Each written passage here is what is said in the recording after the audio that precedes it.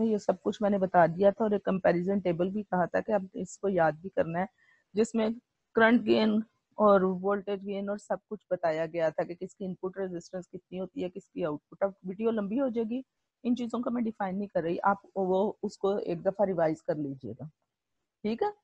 अब current gain, ये relation मैं अभी कैलकुलेट कर चुकी हूँ, minus G M V E V, this is equation number 10, ठीक है। पीछे हमने फ्रॉम इक्वेशन 3 थी या फ्रॉम इक्वेशन लिख देती हूँ, आप पीछे चेक कर लीजिएगा कि कितने नंबर की थी, वैसे मुझे लगता है 3 थी, एनीवे यू कैन चेक। आप हमने अभी वी की वैल्यू निकाली थी, एच आई ई, ये जो हमने एच आई बी की वैल्यू टेबल से लगाई थी, ठीक है, कन्वर्जन टेबल से, दिस, ठीक हो गया। तो अब ये जो वी ई बी की वैल्यू है इक्वेशन 11 से, इसे इक्वेशन 10 में सब्स्टिट्यूट कर दो। I C is equal to minus G M, और वी बी की जगह क्या लगाएंगे, H I over 1 plus H F E into I E, this is equation number 12। चले अब आगे चले, तो आपके पास करंट गेन जो है वो output current over input current होता है। तो current gain for common base amplifier, ठीक हो गया। आउटपुट करंट क्या है, आई सी, इनपुट करंट क्या है, बेस तो कॉमन है ना, तो आई ई। अब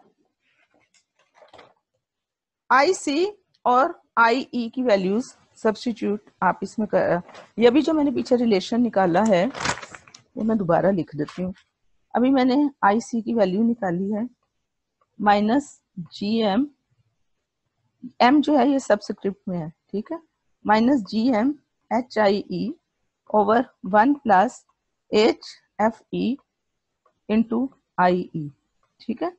अगर मैं आई ई को इधर ले जाऊं तो वो इस तरह लिखा जाएगा, आई सी ओवर आई ई, और ये आई सी ओवर आई ई क्या है, current gain for common base amplifier, and this is minus G M H I E G M, और साथ आ जाएगा H I E over 1 plus H F E, यानी ये जो है इसको हम दूसरी साइड पे ले गए आई ई को।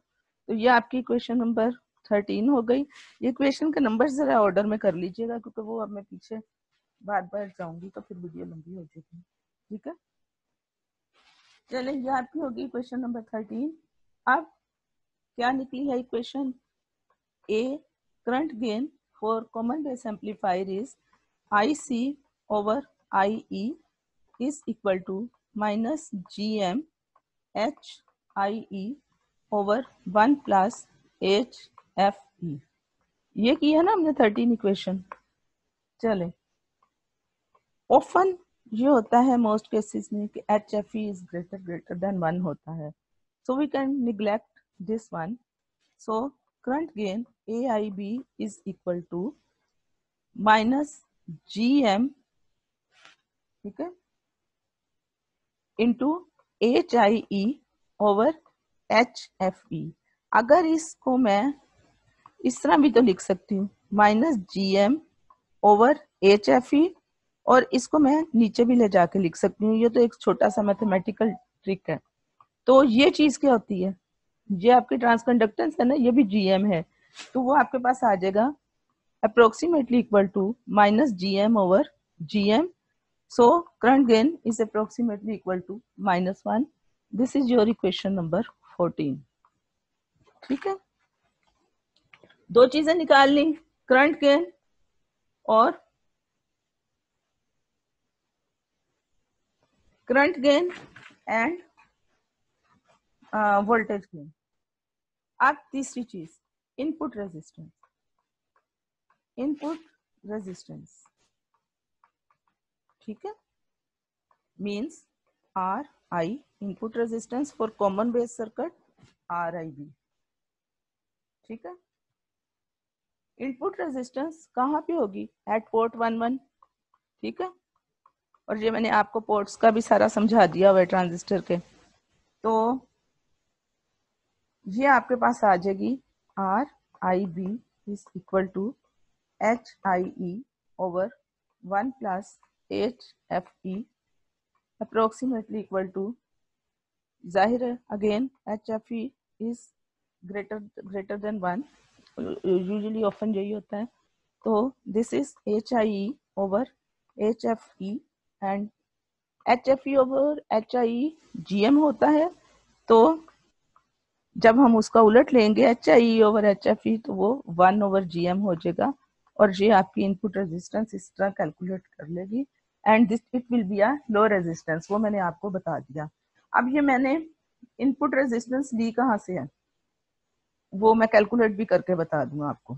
देखें V is equal to I R, ये तो सिंपल एक रिलेशन में आपको बता रही हूँ ना, ठीक है।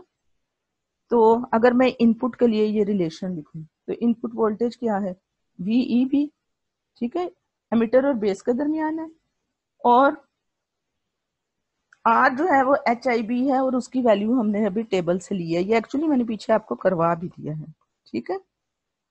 और दिस इज आई ई, तो आर आई बी जो है, इसमें से अगर मैं आर निकालूंगी तो V बाई आई होगा ना, तो R I V will be equal to V E B over I E. तो वी ई बी की अगर मैं वैल्यू लगाती हूँ, that is H I E over 1 plus this is H I E, ठीक है। ये वो कॉमन मीटर की फॉर्म वाले टेबल से लिया है कन्वर्शन से। 1 plus 1 plus H I E over 1 plus H F E, ठीक है। ये आपके पास आ रहा है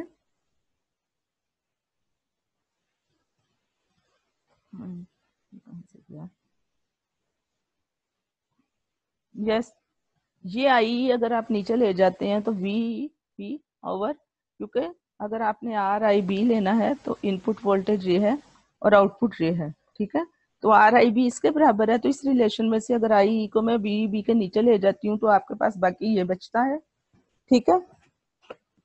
और ऑब्वियसली फिर जैसे मैंने आपको बताया है कि ये आपके पास कैलकुलेट करके वैल्यू आ जाएगी, ये मैंने आपको बता दिया है कि वी बी जो है वो कैसे आप कैलकुलेट करेंगे। ये वी बी कैलकुलेट करने का तरीका था जो मैंने अभी आपको बता दिया है। और ये किसके बराबर आ जाएगा, एच आई ओवर एस, फिर वही एच, वो मैंने अभी आपको पहले वैसे बता भी दिया, ठीक है, 1।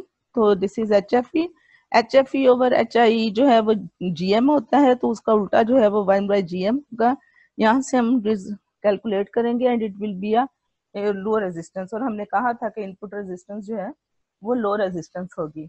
अब हमने आउटपुट रेजिस्टेंस कैलकुलेट करनी है, दिस इज वेरी इजी, ये तो आपने वहां से पीछे टेबल से ही रिलेशन लिया है, ठीक है। आउटपुट रेजिस्टेंस, ये रिलेशन हमने नहीं, आपको पता आउटपुट रेजिस्टेंस जो एच पैरामीटर में था वो रेसिप्रोकल कहते हैं हम उसको, जो एच नोट है वो रेसिप्रोकल ऑफ जो है आउटपुट रेजिस्टेंस, ये मैंने आपको करवाए हैं सारे हाइब्रिड पैरामीटर। तो 1 by H naught B is equal to 1 plus H F E over H naught E, and ये कहीं से कैलकुलेट नहीं हुई, ये डायरेक्ट टेबल से ली है, ठीक है। ये आप टेबल 4.1 जो मैंने अभी आपको बताया है आप वहां से लें। अब आ गया फाइनल चीज, पावर गेन, ठीक हो गया। अब हम पावर गेन निकालेंगे। Power gain will be equal to magnitude, जाहिर है पावर क्या होती है, ये A V B and A I B, लेकिन साथ मैग्नीट्यूड ले रहा है। मैग्नीट्यूड का मतलब है कि अगर इनमें से कोई एक चीज माइनस में भी है ना जो है, तो उसको प्लस करेंगे। तो अब जरा आप आ जाओ, ए वी बी किसके बराबर है, वो तो सिंपल हमने निकाला हुआ है, वो अब आप पीछे से देखोगे, ठीक है। जी एम आर के बराबर है, और ए आई जो है वो -1 था। तो अब चूंकि ये मैग्नीट्यूड के अंदर है, so we will simply write power gain will be equal to GMR। ये आपका कॉमन बेस एम्पलीफायर मैंने आपको प्रॉपर वे में सारा समझा दिया, ठीक है। नाउ इसके बाद थोड़ा सा आपकी बुक में लिखा हुआ है, the major reason for using this circuit is to obtain the maximum power transfer through impedance matching. This is accomplished by matching the low resistance input to a low resistance signal source and the high resistance output to a high resistance load, ठीक है। अब ये मैंने आपको article करा दिया। अब आपको पता है कि एक चीज आपके पास, अब मैं आपके साथ व्हाट्सएप शेयर करती हूँ, जो परफॉर्मेंस है। परफॉर्मेंस का मतलब होता है कि ये जितने मैंने आपको पहले भी बताया कॉमन एमीटर में कि जितने फार्मूले मैंने आपको बताए हैं, ठीक है, वो सारे फार्मूले कुछ वैल्यूज दी जाएंगी। आपने आज हमने जितने फार्मूले कैलकुलेट किए हैं, अब आपको जैसे इनपुट रेजिस्टेंस इतने ओम है, आउटपुट इतने ओम है, ये सारी वैल्यूज दे दी जाएंगी, ठीक है। आपने बुक में ये सारा कैलकुलेटेड है, उसमें आपको अगर नहीं भी है ना तो आपको कोई मसला नहीं आने वाला, सब कुछ लिखा हुआ है और कैलकुलेटेड भी है, ठीक। आपने वो वैल्यूज लगानी है, उन वैल्यूज को लगा के आपके पास जो इनपुट रेजिस्टेंस आएगी वो लो आएगी, ठीक है।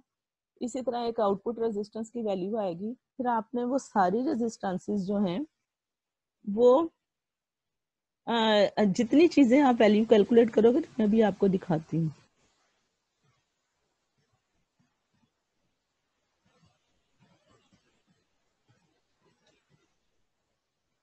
जो भी आप वैल्यूज कैलकुलेट करोगे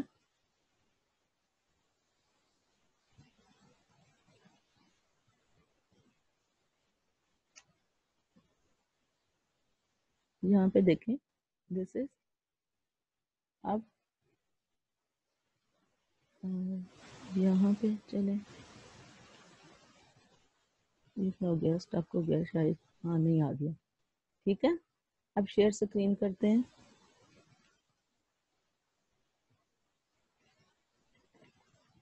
यहाँ से मैं व्हाट्सएप को शेयर कर रही हूँ, ठीक है। और मैं आपको सिर्फ दिखाना चाह रही हूँ, वैसे पिछली दफ़ा भी मैंने आपको बहुत अच्छे तरीके से करवा दिया था, लेकिन मैं आपको फिर एक दफ़ा ना दिखाना चाह रही हूँ। इसका ना ठहर मैं इसको व्हाट्सएप को दोबारा खोलती हूँ, ठीक है। ये थोड़ा ना स्टक हो रहा है, एक्चुअली कंप्यूटर में चीज़ें ही बहुत हैं, ठीक। मैं इसको ज़रा ना व्हाट्सएप को सेट करके खोलती हूँ। बहरहाल वो आपकी बुक में सारा कुछ मौजूद है, मैं सिर्फ एक दफ़ा बुक का पेज ही आपको दिखाना चाहती हूँ ताकि आप लोगों को जो है ना प्रॉब्लम ना हो बाद में देखने में। जब व्हाट्सएप खुल जाए तो फिर मैं आपको शेयर करके दिखाती हूँ, ठीक है। ये वीडियो लंबी होती है फिर इस तरीके से।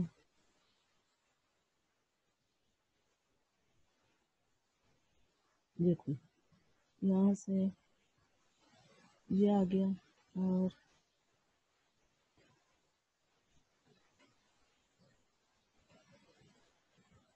अच्छा जी, क्या मैंने निकालना था, क्या आ रहा है, इसको आप छोड़ दें।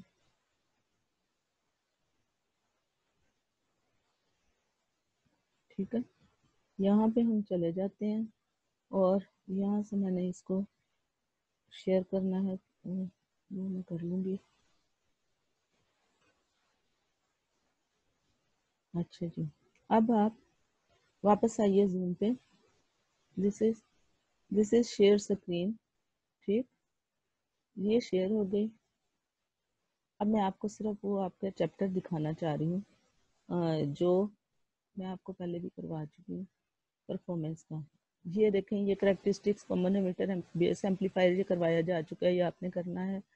और अभी ये देखें, ये देखें, ये आप देख रही हैं, ये आपको पता है ये 4.16 आर्टिकल है। और अब जितनी वैल्यूज हमने लगाई है ना, फार्मूले कैलकुलेट किए हैं, उनकी वैल्यूज दी हुई है, और इन बस आपने इन वैल्यूज को इसमें लगाना है, ठीक है।